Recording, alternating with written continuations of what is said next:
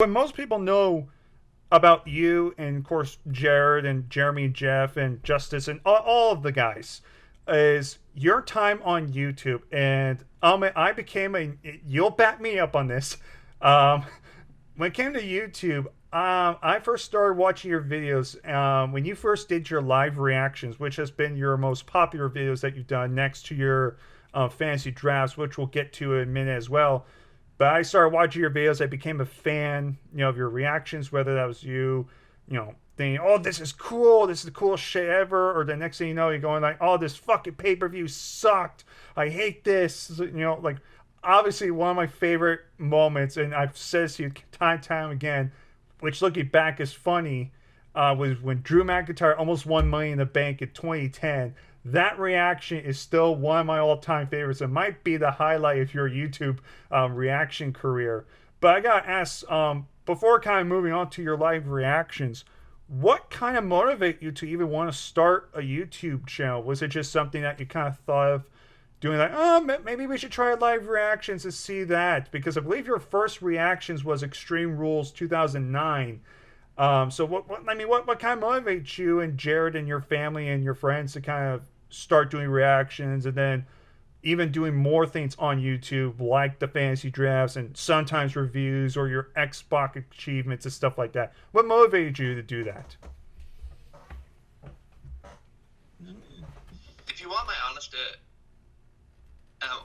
answer, it had to do with the time of how technology was evolving, and it was evolving rapidly. YouTube, actually, Jared was the one that introduced me to YouTube, and we thought it was pretty cool. And at that time, you think back in the days of YouTube, like I was still using a Windows XP. I was still downloading stuff until 2009 from like LimeWire and FrostWire. I, it was a completely different system, and I remember with Windows XP, I became a big fan of Windows Movie Maker. In my grade 8 class, Mr. McIntosh, my grade 8 teacher, showed us how we could edit a video through Windows Movie Maker, how to make a slideshow. And I remember doing that, and I remember the first tribute video I did, it was a tribute wrestling video to the fallen wrestlers like Andre the Giant and Owen Hart. I still have that video till this day. I have it saved, and it's by far the biggest rookie video you'll ever see. And I kind of fell in love with doing kind of videos and editing videos. I really enjoyed it. And I remember coming home and going on my computer because I said, where can you get this? And it was like, it's located right on your computer. If you have Windows XP, it's there. So I started off editing with Windows Movie Maker, and I advanced from using pictures. Before, I never even knew how to make titles. Like I didn't even know how to do like the simple like title blurb of what my video was. I went into MS Paint and I would write with my cursor, which looked awful, and would take a picture of that. And it was just so backwards until I was able to actually figure out Windows Movie Maker. And then I advanced from pictures to videos to pictures with videos to just full-on videos and downloading videos off of LimeWire. I did like a Stone Cold tribute.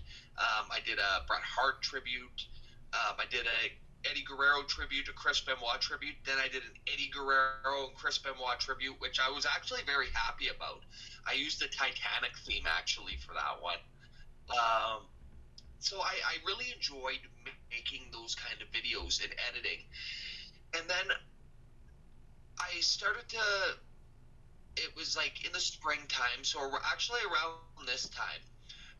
It was hanging out with Jeff and Jeremy, and we decided to we ended up watching Jackass the movie #2, and we thought it would be great to replicate or make our own stunts. So we called it Jackass Juniors, and I remember we ended up doing that. Doing stunt videos, and Jeremy had a little camcorder or whatnot, and we went out to a field, and they weren't real big stunts at all, but I think it was just the idea of being on camera and seeing what we could do. Like there was something that really excited me by a camera and viewing back what you did. It was just something about it really intrigued me. So we made our first video, and then we did another series, and then it kind of faded out, and we quit doing it. And I remember I was using my sister's camera at the time. It was just a picture camera, but it had video features. And I was like doing my own videos. And then I thought it would be cool to do my own wrestling talk show. And this was like back in 2007. So I did my first show called Red's Wrestling Recap, which was located on Zero Productions 619. And we did a bunch of like funny videos. Jared and I started together. We did videos called Undertaker's Banishment Depression. We did Spaz Attack, which was one of our first videos together. We did a bunch of like skit videos. And in 2008, we started to review wrestling. Noticed people were reviewing wrestling, and then we like every channel was fading out. Like I always lost interest in a channel, right? It was like I would do something, I would stop it, and then I would come back to it like a month later or 2 months later. I was very bipolar when it came to making videos on YouTube because I didn't know what I wanted to do. I never understood the mold of YouTube, but it intrigued me. And in that off time, it was like less time playing video games with each other and figuring out what stupid thing we were going to post to the internet. So I think that's why I fell in love with video making and video editing and all of that stuff. It intrigued me. Yeah, no, that's very knowledgeable. You know, like I said, you said yourself, you just were kind of curious. You're kind of the curious cat, kind of just going online, and you know, Jared kind of got you to it, and you were kind of curious, going like, oh, this might be kind of cool. I like making videos, and then of course you got kind of happy at that. So while going through that process, then the first ever live reaction started. That's, in my opinion, when you really started to rise on the YouTube community. Was your live reaction videos? And your first one being Extreme Rules 2009. That was the first one you did. And then every other, it seemed like every month you were doing every live reaction. You'll have Jared, you'll have Jeremy and Jeff. You'll have, you know, then eventually your videos will actually get longer, you know, more high def. You include more people, you know, a lot more people. I'll tell you something, Preston, really quick. Yeah. I'll tell you something really quick. The first ever live reactions that we ever did on the Wrestling Gurus. So we had Spinnernet. He ended up giving us a shutout for doing our videos, and we were kind of bipolar at that time, making videos of Wrestling Gurus. And it was actually Judgment Day. That was our first ever live reactions, and we were in Jared's room, and we actually filmed the TV, and we reacted, and it was just our voices, right, of what happened. And it was edited. At that time, YouTube had a threshold that you could only upload like a 10-minute video, right? So there was a time limit issues. Now you can upload how many hours now, but you had to be very creative in that 10 minutes of what can you put, what can you not put to make it entertaining for people. And we ended up getting a copyright strike, and it was pulled. But we had a lot of people watching our videos that reacted and showed a positive light. And when it came to Extreme Rules, which is right, that was our first live reactions where it was actually us on camera. But where it evolved was actually just filming the screen. And I remember doing that with Jared, and Jared was actually the one that, with Extreme Rules 2009, said, why don't we just film ourselves reacting? Why don't we call it a live reactions? And I will still say to this day, we watch people do reaction videos nonstop. I don't know who else did reaction videos back at that time when YouTube was going on. And even Jared said that to me not too long ago. He goes, I think we were the first in the wrestling community to start the trend of live reactions. And I haven't been able to go back in time and see if somebody else was able to find that and say, oh, no, these guys actually did live reactions first and posted it. I would totally like to see that. But I think with Wrestling Gurus, the exciting thing about it, I think we were the one that actually put live reactions on the map for the YouTube wrestling community. Then yeah, actually that would make a lot of sense. Because like I said, I don't remember a whole lot of live reactions. Like I said, the first time I discovered any type of wrestling live reactions was you guys by accident. I don't know how I came across it. I guess it was just a random recommendation video, and I was just bored. I was like, oh, it's a live reaction. People reacted to a pay per view. I don't remember which one. I think one of the first ones might have been Capital Punishment. Oh God, that was a great pay per view. But I remember talking, watching that, and you guys were just talking. You were talking about like, oh, it's Kofi Kingston and Dolph Ziggler again, and we don't care. But then you guys are having fun, giving your honest reactions, and then I saw more of your clips.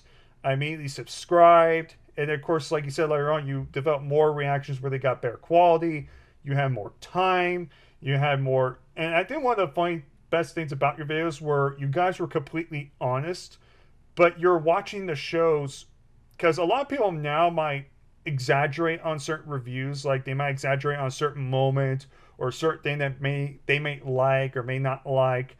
But with you guys, you're literally watching the screen as it was happening, and you give your honest reaction, whether it was a positive, whether that was a great pay per view, that was a great match, or that was great, something like CM Punk and John Cena, or if it's something like the drizzling craps, the drizzling shits in your opinion, where it was just god awful. You wanted to turn off the show, like Extreme Rules 2010, which is one of my favorite reactions. Where you told me this, where you left dancer style because you used to do dancer Where I style. snap and I go, well, think about this, Preston, and I'll still say this to this day. You marketed Extreme Rules as no countouts, no disqualification, no rules, and the first match they do is a disqualification. And I remember I crapped on it. And I know for you, and for the viewers, I know you said we gave a lot of our true thoughts and we did a lot of that kind of stuff. The one thing I will let you know, Preston, is a lot of that too was me just overreacting to overreact. When you sit there and stuff, and we would have, like, for example, Extreme Rules, Capital Punishment, them not being good pay-per-views, and us sitting through them. In the back of some of our minds, you have Jared, that's the mellow person. And in that time, we would have people like me, Jared, Jeff, Jeremy, Dallas, Justice, Garth would be there, Dusty Lamborghini. Like, we had a bunch of us there, and you would have like the mellow people like Jared keeping it cool, and you would have Dallas keeping his cool, and you would have Jeremy kind of sitting there impartial and responding, and you'd have Jeff doing the same thing, and then you come to me, and it was like that one person that needs to overreact, right? So I was that person out of the bunch, and when you look at Guru's videos or even reactions, you have those guys like Jared or Dallas, right, that are like, well, like it can be like this, and we really hope that it's gonna be good, and blah blah blah. And then you have me dropping f-bombs and swearing and losing my mind and coming unglued. Yes, did I feel strong about some of the things? Yeah, of course I did. But to go off on such a tirade and look like a psycho in the middle of a camera, no, that a lot of that too was just me amping it up and thinking, how is this going to get views? How are we going to stand apart? And some of the things I said were not good. I made some pretty questionable decisions or comments when I was on the internet. I made a lot of questionable calls, and a lot of it was for shock value because that's what I wanted. I didn't care about who else was going to say anything about me at that time. I just cared about getting the views, and yeah, that's kind of a poor attitude if you think about it too, because that's all I cared about. It was, how can I shock the world today? How can I do it today? What am I going to do different? And who's going to do the damage control? Well, people are going to look at Jared and go, well, this guy's a sweetheart. And they're going to look at Dallas and they're going to go, wow, he's a sweetheart. They're going to look at everybody as sweethearts, and then they're going to go, that Mitch guy? He's losing his mind. And I think that's also what made Wrestling Gurus look good. Like, Jared sent me this video not too long ago. It was made in 2016, and one of the guys ended up saying of the worst people to make YouTube videos, and I was number five. One out. I was number five of the worst YouTubers. The guy said, and he goes, "I found Mitch very annoying, and he lost his mind, and blah blah blah blah blah," and he went off on that, and I found that very interesting. But his co-host said, he goes, "But I really think Mitch cared about wrestling, and he really cared about the community. I think he was one of those." So it was cool to see two perspectives. One person is saying, "I think Mitch was a wacko, and I didn't like him for that," and the other is like, "I think he really cared about it." And let's just be honest, I did care about it, but I did make questionable decisions when I was on the internet. There's no doubt about it. Um, but again, Preston, how did that catch your eye? You have a wacko like me, and then you have a guy like Jared. It was a perfect mix. It was like, really, we worked well together, Jared and I, and Dallas and I, and all of us. We all worked good together, and we were all able to give each other a good rub for videos. That's just what it was. Yeah, no, and I'll take full credit for this too. Like I said, I clearly when you saw, if you guys see my old live reactions, which hopefully one day they might return, unless it's Royal Rumble, if more people will come over. But I know the pandemic happened and everything. But I did overreact on videos, and that I'll say right now, if it weren't for your videos, I probably would never do live reactions of my own. In fact, I'm probably the only one trying my best to try to keep the live reaction thing alive. But because of today's world, there are more people now that do more live reactions to shows. So there's a lot more variety now. But like you said, back in the day, I don't think there were that many, if not at all, any people in terms of the YWC doing anything like you guys did, which was live reactions. So before we kind of move on to more some of your topics, did you have a personal favorite live reactions to any pay per view, whether that was a WWE or a TNA? Because you've done a few TNAs. Did you have a personal favorite in terms of like live reactions where you go back and watch and you can both smile, laugh, and just kind of remember everything, kind of go, you know what, that was a great day despite having its flaws? Yeah, I can answer that really quickly. There are two impromptu live reactions, ones that were not planned. One reaction that is well, I'll tell you my top one after. My first one was our reaction, Jared and I's reaction to when they announced Triple H and Undertaker in a Hell in a Cell for WrestleMania 28. That was impromptu, and you got a real raw reaction there because at that time we were having that's when WWE was doing the WWE Hell in a Cell pay-per-view and making it a thing, right? And it lost the meaning because you would just expect a Hell in a Cell match. It wasn't like building it up to like, hey, we're going to do Mick Foley and Triple H Hell in a Cell, or we're going to do Triple H versus Kevin Nash in the Hell in a Cell, right? Where it's a big build-up, right? It's a match to end it. I was very critical and still am of them even holding a Hell in a Cell pay-per-view because I believe that that match is very special and ending a rivalry. It's the same when they ended the rivalry with Shawn and Triple H. It was important. It was something big that they needed to do, and that was a match to end it. So I remember a raw reaction when we heard that the Hell in a Cell was going to be WrestleMania 28 because we were not expecting it. But I think our best live reactions video to date is our reaction again when we were not expecting CM Punk to cut the pipe bomb. We, for some reason, I remember sitting there. The camera was next to Jared, and I said, "CM Punk is wearing a Stone Cold Steve Austin shirt." I said, "You got to film this now." And we gave our raw reactions, and we laughed, and we were in shock. We didn't know what we watched.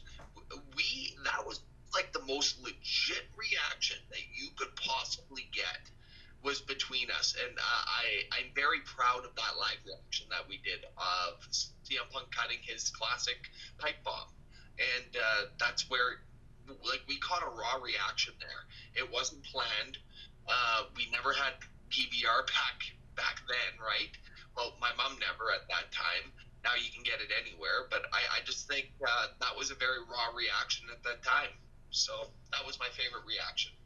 I actually did like that review. I still remember the whole, you know, the towards the end. I still remember your little chuckling when CM Punk went off Stephanie McMahon and Vince McMahon said he was dead and stuff like that. I remember you just cracking up at Jared's reaction. I remember clearly. Do you just call Triple H stupid? And you just and you said I got fucking pee, and you guys lost it because in when I watched that pipe bomb, I was a kid. I didn't understand all the other wrestling promotions. I didn't know about Ring of Honor, New Japan.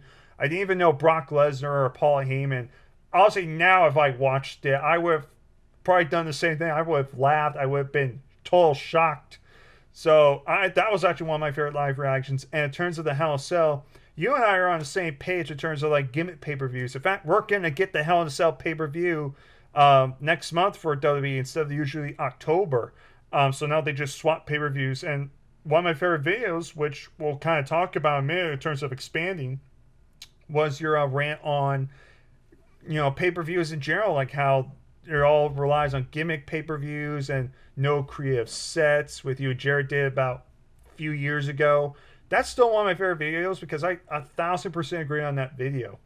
But kind of going on with that video, you did live reactions. Those were by far the most important and the most viewed. But you also did other videos as well. You also did fantasy drafts, which I do to this day. I was a big fan of fantasy draft videos. You, like you said, you did, reviews like Raw and SmackDown. One of your infamous ones. I think it was a Raw saying like John Cena's no Jim Carrey. I remember that one vaguely. You did like old WrestleMania Survivor Series reviews. You did, I think even Jared did like a troll video. You've done a lot of different videos, kind of expanding. And of course, in the wrestling groups, it was still wrestling based, but you were doing stuff, even TNA stuff.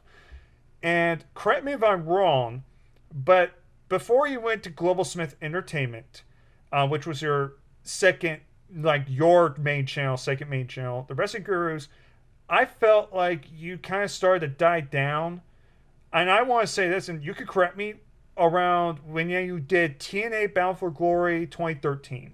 And the reason I say that is because that was AJ Styles and Bully Ray in the main event for the heavyweight title.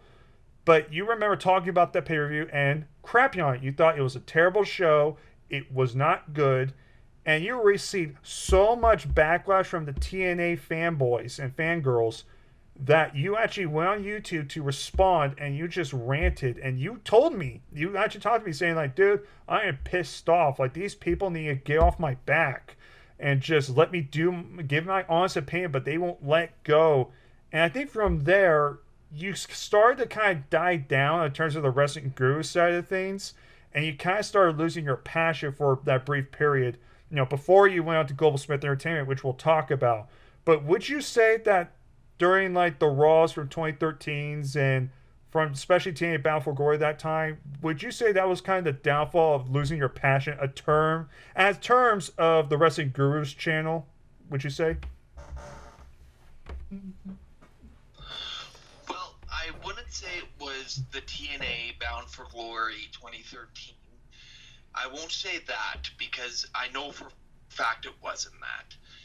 But I know I got a lot of backlash for crapping on TNA. What I will say is when I started to kind of lose my passion for making videos about wrestling was when I would just say, you know what, I don't want to do a raw review because it feels like it's a chore to do it, right?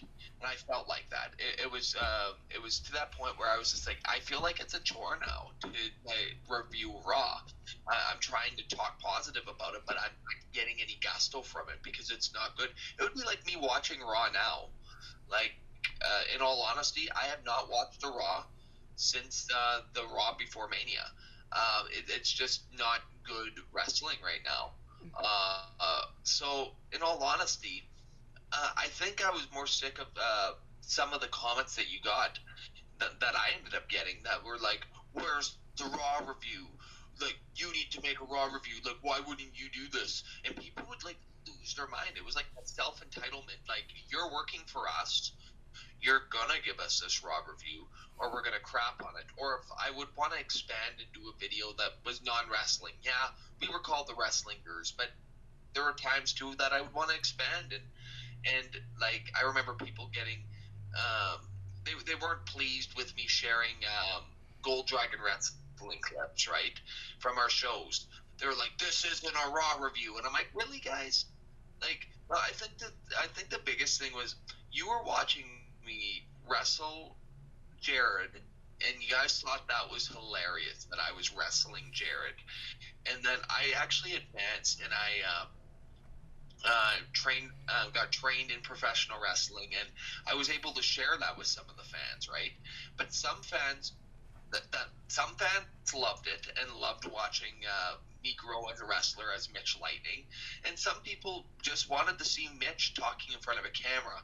I think with Wrestling Gurus, I tried to expand so much, and I tried to do different things. Some things worked, some things didn't, but I felt like no matter what, and I still think this, people would be really mad if I wouldn't have stayed with doing the wrestling, like the actual wrestling Raw reviews. People wanted that, and it felt like a chore.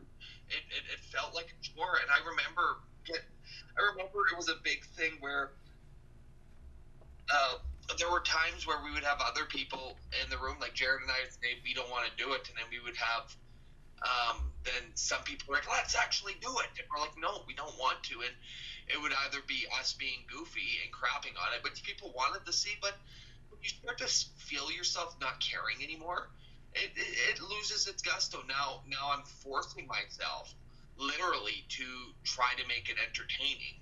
And then I'm sitting in a hot loft and I'm editing the video, and I just didn't care by that point. And I think it was people just saying, you work for us. I'm like, no, I don't work for you. This isn't my job. This is something that I love to do. I love making videos for people. I love entertaining the masses. But I don't work for you. And I think that's where I started to lose passion. And I remember 2015, it was the Elimination Chamber pay-per-view. That's when they I think that was the Kevin Owens. Yeah, Kevin Owens and John Cena. Kevin Owens and John. And I remember even Jared lost his gusto to want to film. It was this like we just didn't want to do it. Like I remember uploading that live reactions, and it was just awful. It was not us. It was us trying to put a show on for people, but us not really caring. And when you feel like you're caring more about a camera and who's going to film next, that's not making videos. That's not doing what we were proud of doing. We just lost we lost our mojo. We felt like we were just forcing it. And when you feel like you're forcing it, it's time. Jared felt like you know what, it's time for us to stop, right? And that's all right. It was hard for me to kind of bite that pill because it was like, yes, I can do videos by myself, but Jared was always somebody like that. We worked so good together, right? And like I've worked with many people, and I've had many friends over YouTube that I've worked with. But nobody has worked with me better than Jared, and I really truly believe that. And I felt like if Jared wasn't interested in it anymore, I was like, you know what? I may come back to YouTube and do it, but at Wrestling Gurus at that time, it was just kind of beating a dead horse. I ended with 16,000 subscribers. I was able to make friends and money off of YouTube. I was able to do a lot of that stuff, and it was just time to close that chapter. We started on Wrestling Gurus, I believe it was January 23rd of 2009, and we ended like June 5th or 6th of 2015. We had a good run with Gurus, so I'm not too ashamed of that. But it was more of the demands from people. Instead of people just inquiring about it, it was the demands that I just said, you know what, I'm done. Yeah, you know what? I actually totally forgot about that. You actually talked about that how basically the fans, or not all fans, but a lot of fans were basically saying like, "Hey, Mitch, you owe us," and like you said, it's like, dude, I don't owe you shit. Like, I'm happy you support us. I'm glad you watch our content, but we don't owe you anything. So after that, you took a break from Wrestling Gurus. You officially shut down the channel, and you said enough was enough. Jared and I, we're going to stop, whether that was just taking a short break or we're going to retire. We got to take a break. We got to get off YouTube because this is not fun. And then so later on, you decided to come up with Global Smith Entertainment, where it was a wrestling channel, but it was more than that. You decided to talk about other stuff, whether that would be, like political stuff or just other stuff in general. And I think you still did a couple live reactions then and there, but it was more of a variety channel. And you and Jared went up there. You even had a few other friends. I think you and your friend were talking about. I forgot what the guy's name is, but you might know what I'm talking about. I just remember the one quote where you're talking about. I think it was like you and your sister went to, I think, Home Depot, and you're trying to get some paint, and the guy refused to get paint and made a big deal out of it. So, what kind of made you want to change your mind and made you want to go back to YouTube, but not only go back to YouTube for a brief period and still talk about wrestling, but kind of expand and just talk a little bit more on other things, whether that was your own life, whether that was other stuff like in the world going on, or other opinions on certain topics. What made you kind of want to come back? Because it felt like you were kind of being a dead horse back at Wrestling Gurus with the fans and everything. And now all of a sudden you decide, you know what, I'm going to try YouTube again, but this time kind of make little tweaks. What kind of made you go back to doing the new channel, Goldsmith Entertainment? Well, you can thank Matt from In the Rope Show. Um, he asked to do an interview with me. We found out that we had chemistry. We ended up doing making our own spin-off show called Wrestling BSing with Mitch and Matt. And it went, it's Wrestling BSing with Mitch and Matt. I like the sound of that. We're on the show and here we go. We may sing a tune. And it was just like a thing that he opened up with, and it was just us joking and talking about wrestling or talking about anything, right? And I just remember Matt said, "You should come back. You should come back." And he ended up actually helping me with like the intro, and we created Global Smith Entertainment. The first video we did got a lot of views. It was actually Ronda Rousey losing her first fight, which was like, that was pretty cool. And a lot of people were like, holy crap, Mitch is back. But I think it was a different thing where I was doing videos like the Rugrats were the figment of Angelica's imagination. I did a reaction to Goldberg returning, a reaction to Walking Dead when Negan ended up killing Glenn and Abraham. I did gameplays, which I really wanted to do, of 007 and WWF No Mercy. I did a gameplay with Justice where it was us playing our playing Aladdin on Super Nintendo and wrapping it. So we did a lot of those things like that. Tutorial videos, which was big. My mom and I showing how you can install a side mirror and on a car. So that was a big thing.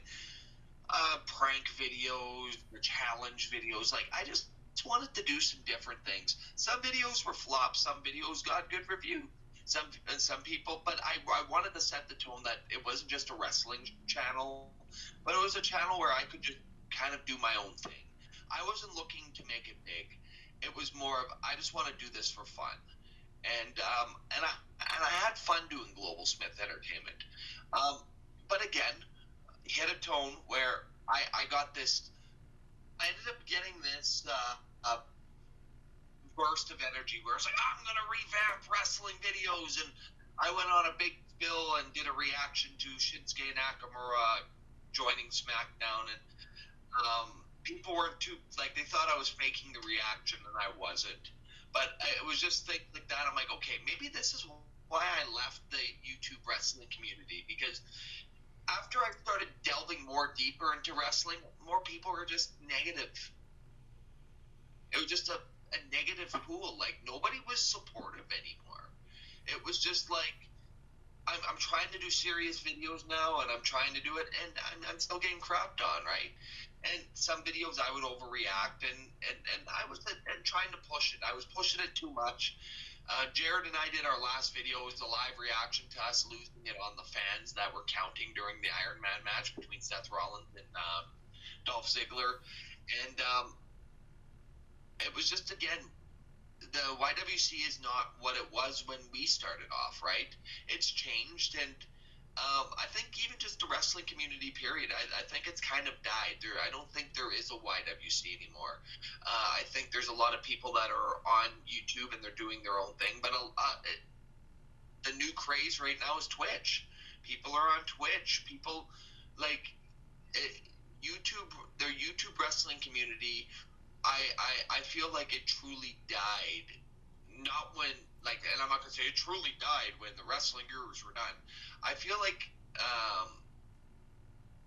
it was the YouTube wrestling community was strong from 2008 because there was tons of channels out there like Spinnernet and MB Wrestler and everything, and other channels. I think where it started to slow down was, I would say, 2016, where people just, it was not a community where you would make friends, but it was more of a community where you made enemies, and or it was a community where it was just surrounded around drama. And I think by 2018, I just said, you know what? I used to put myself in those kind of scenarios where I would bite back at people that made videos on me and stuff, and I just said, you know what? I don't have it in me anymore. I don't want to do it. It never intrigued me. Making response videos and doing all that, I was just like, you know what? I'm done. I don't want to do it. I don't want to be around negativity. I'm now in a part of my life where I have a partner. We have 3 cats together. We love each other immensely.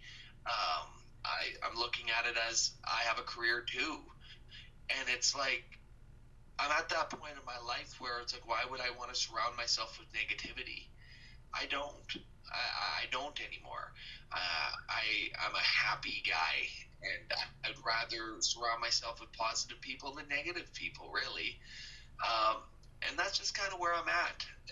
The internet can be a very dark place, and sometimes it's better just to get off.